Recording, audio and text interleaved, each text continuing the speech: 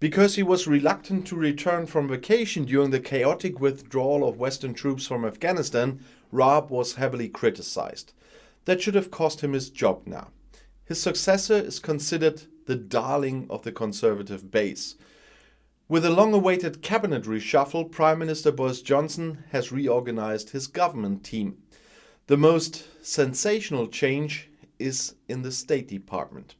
The previous chief diplomat Dominic Raab is moving to the Ministry of Justice, as the government seat Downing Street announced on Twitter on Wednesday. I call that definitely a demotion.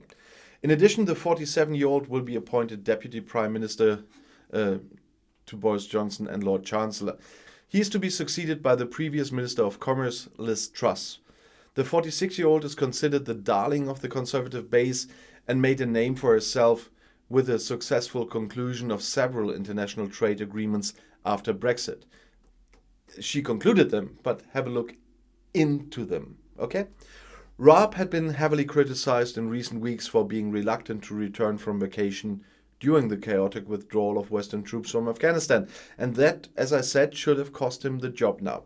The transfer to the Ministry of Justice is considered a demotion. Defense Minister Ben Wallace, on the other hand, had proven himself in the Afghanistan crisis. He is allowed to keep his post.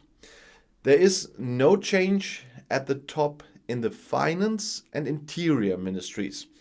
Chancellor of the Exchequer Rishi Sunak and Interior Minister Priti Patel remain in office. For Economy Minister Kwasi Kwarteng, Transport Minister Grant Shapps and Brexit Commissioner David Frost, things are going on as usual, unfortunately. The former Attorney General Robert Buckland, Education Secretary Gavin Williamson, and Housing Secretary Robert Jenrick have to vacate their posts.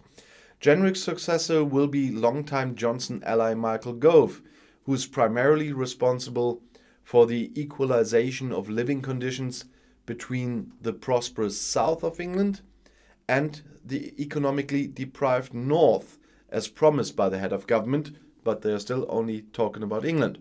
As a native of Scots, he is also responsible for the unity of the kingdom. That's going to be fun.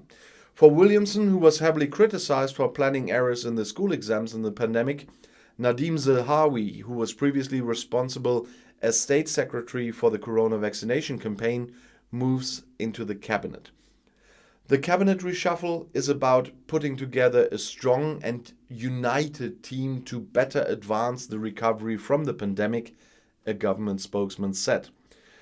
Regular cabinet remodeling is common in the UK and is seen as a tool for the Prime Minister to consolidate his authority.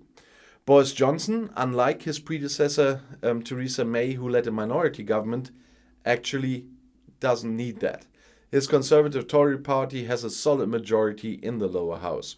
However, it is believed that Johnson wanted to put a stop to further speculation so that the debate does not overshadow his Conservatives' upcoming convention.